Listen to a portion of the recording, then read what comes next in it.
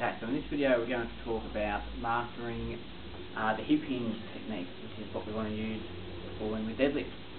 So there's a subtle difference between a hip hinge and a squat. So a squat's normally like this, and the hip hinge is normally like that. Okay, the difference being where your hips or where your bum ends up at the bottom of the movement. So with a squat, you'll go into a hip hinge, but then you'll follow and you'll go down. So you'll go down and back. With a hip hinge, you'll simply just go back, and as far as you can go back, that's as far as you can go. So it's also important to keep the knees perfectly vertical. So it's good to think the hips. Don't think that the knees bend. When people think of the knees bending, they'll normally drop at the knees like this. So what we want to do is think of pushing the hips back. Alright, so yes, there is a bend in the knees, but it's caused from changing the angle in the hips, not changing the angles in the knees. So the first way to master it is to put your hands on your sides. Alright, rock back onto your heels. Okay, so about for every centimetre that your bum goes back, you've got to come forward and down at the shoulders.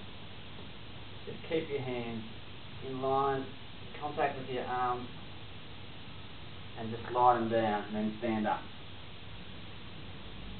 Alright, just push back, push back. You don't want your knees coming forward to get down lower, so you can only get to here. That's all your flexibility allows. And that's the only height you'll be able to go from until you get more flexible. Okay? So sometimes people can have trouble with that starting from a standing position. So there's another way that we can go about it.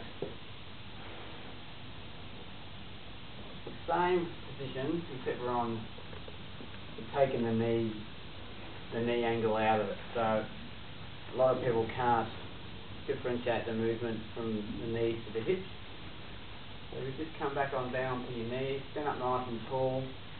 You can go to slide again if you like, except you'll run into the floor. So you can just go back, as you come up, squeeze the bum with a posterior pelvic tilt. Push back, so again, you've got to come down for every centimetre you go back, come up. So if you follow your hands back, I should almost come back till you touch your ankles, come up and squeeze. So this is the same position that you have at the start of a deadlift. And that's the hip hinge technique.